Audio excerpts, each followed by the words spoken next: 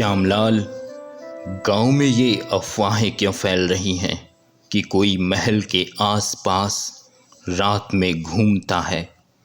क्या तुम्हें कुछ पता है?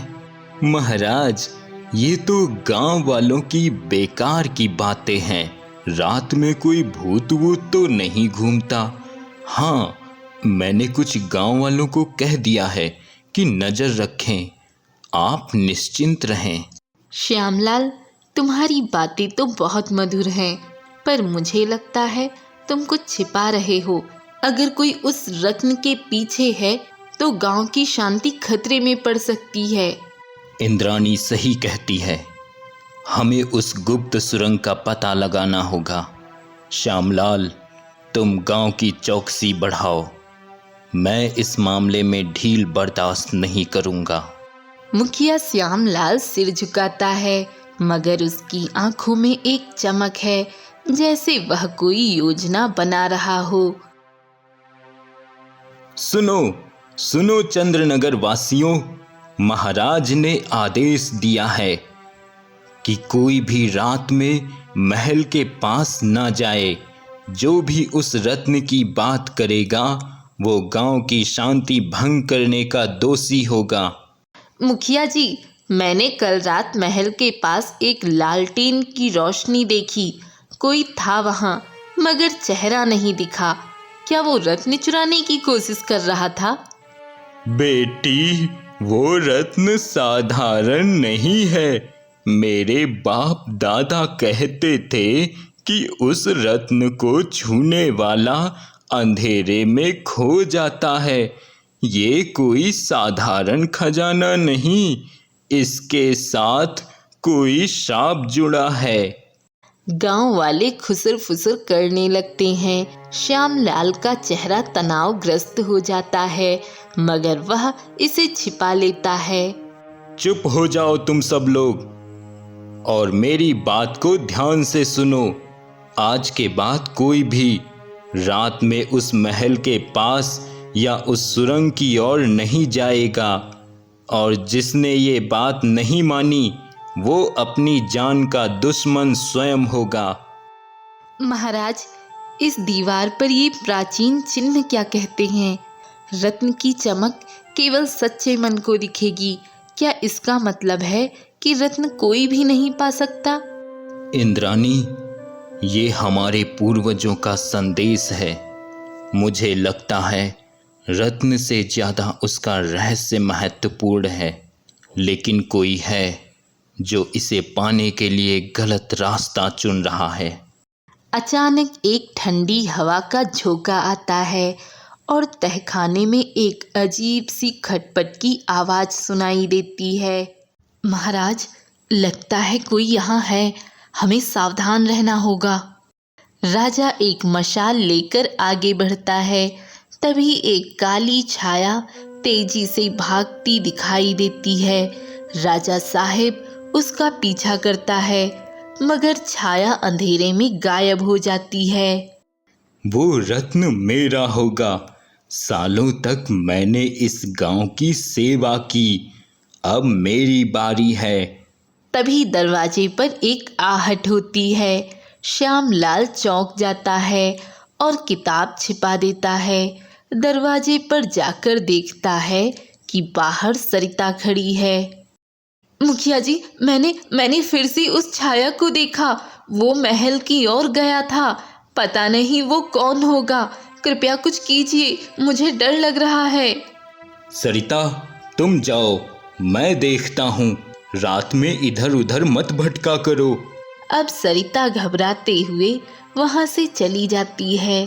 बेटी, वो साया जरूर कोई भूत ही होगा। हाँ, मेरे पिताजी ने भी मुझसे कहा था कि उस राजमहल के पास जो सुरंग है उसके आसपास कोई नहीं जाता है, और रात में वहाँ कोई भूत भी दिखाई देता है।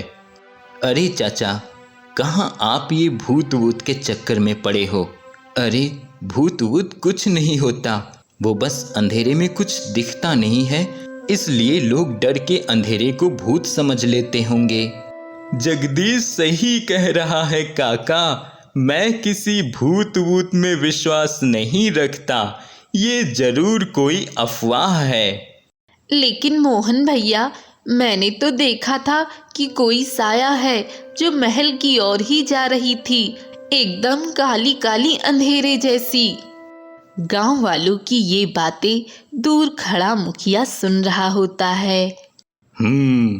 ये जगदीश मेरे काम का आदमी लगता है, अब मुझे कुछ सोचना पड़ेगा। इतना कहकर मुखिया वहां से चुपके से चला जाता है। हे भगवान, मेरी सारी कमाई लुट गई, ये क्या हो गया मेरे साथ। जगदीश रो रहा होता है कि तभी वहां से मुखिया गुजरते हैं।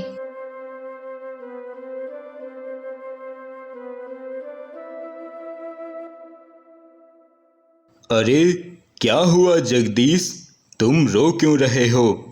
क्या बताऊं मुखिया जी, मेरे घर में चोरी हो गई है। चोरों ने मेरी सारी जमा पूंजी चुरा ली। अब मेरे पास कुछ नहीं बचा है। अब मैं सेठ धनी राम को पैसे कहाँ से दूंगा? मुझे मेरा खेत कैसे मिलेगा? अरे देखो देखो जगदीश, तुम चिंता मत करो, सब ठीक हो जाएगा। तुम ऐसा करो, आज शाम को तुम मेरे घर पे आओ, मैं कुछ सोचता हूँ तुम्हारे लिए। अब चिंता मत करो, सब ठीक हो जाएगा। इतना कहकर मुखिया वहां से चला जाता है।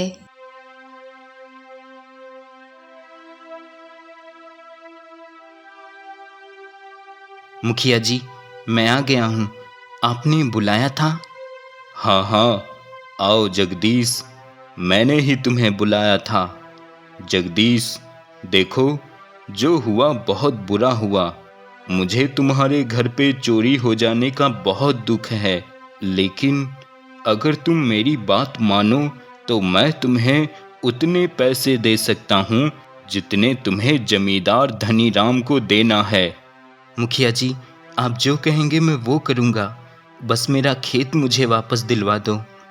ठीक है, तुम्हारा खेत समझो तुम्हें मिल गया, बस तुम्हें मेरा एक काम करना होगा। हाँ मुखिया जी, आप जो कहेंगे मैं वो करूँगा।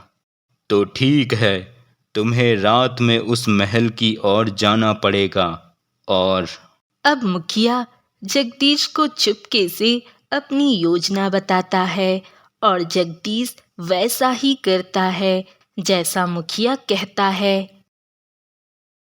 अरे उस जगदीश ने ना जाने क्यों रात में महल की ओर जाने की हिमाकत की।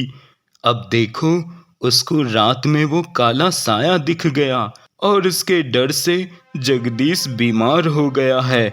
जगदीश का कहना है कि अगर वो वहां से समय पे नहीं भागता तो काला साया उसे मार देता। अब यह बात पूरे गांव में फैल जाती है और अब उस महल की ओर कोई भी जाने की हिम्मत नहीं करता। एक दिन मुखिया रात में जलती हुई मशाल लेकर महल की ओर जा रहा होता है कि तभी सरिता अपने घर की खिड़की से मुखिया को देख लेती है। जाइए जाइए मुखिया जी, मैं जानती हूँ आप कहाँ जा रहे हैं और क्यों जा रहे हैं।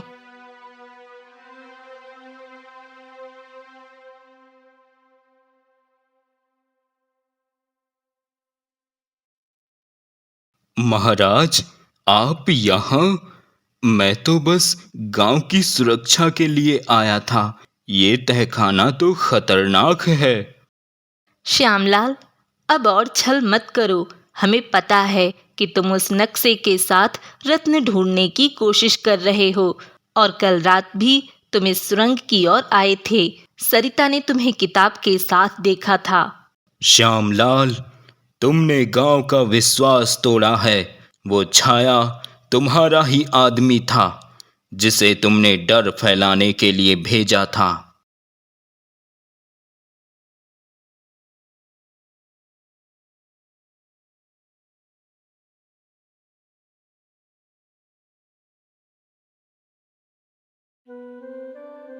ये रत्न चंद्रनगर की आत्मा है। इसे लालच से छूने वाला अनंत अंधेरे में खो जाएगा। इसका असली उद्देश्य गांव की रक्षा करना है, ना कि धन लाना। तो ये रत्न बेकार है? कोई सोना चांदी धन खजाना नहीं है इसमें? तभी सैनिक जगदीश और एक व्यक्ति को पकड़कर लाते हैं, जो श्यामलाल का विश्वास पात्र नौकर निकलता है। श्यामलाल, तुमने अपने ही नौकर को काली छाया बनाया ताकि लोग उससे डर जाएं, और लोगों में उस छाया का डर कम ना हो, इसलिए तुमने जगदीश को पैसे देकर उस छाया से डरने का नाटक करने को कहा, जिससे गांव के लोगों में उस छाया का डर और बढ़ जाए और कोई भी इस सुरंग की ओर आने की हिम्मत भी ना करे, और तुम चुपके से इस सुरंग में आकर इस रत्न को चुरा सको। महाराज, मैंने गलती की, मुझे माफ कर दीजिए। मैं बस गांव को समृद्ध करना चाहता था। श्यामलाल, तुम्हारी सजा गांव तय करेगा, लेकिन पहले तुम सबके सामने अपनी गलती स्वीकार करो। गांव की चौपाल पर राजा और रानी गांव वालों को सच्चाई बताते हैं। श्यामलाल अपनी गलती मानता है। चंद्रनगर वासियों, ये रत्न हमारी एकता और विश्वास का प्रतीक है। इसे हम महल में संरक्षित करेंगे ताकि हमारी संस्कृति और इतिहास जीवित रहे। रानी जी, आपने हमें सही रास्ता दिखाया। अब हम एकजुट रहेंगे। महाराज, अब कोई डर नहीं, चंद्रनगर फिर से चमकेगा। गांव वाले खुश हो जाते हैं। महल में रत्न को एक विशेष कक्ष में रखा जाता है और गांव में अब किसी छाया का कोई डर नहीं होता और राजा उस सुरंग को बंद करवा देता है।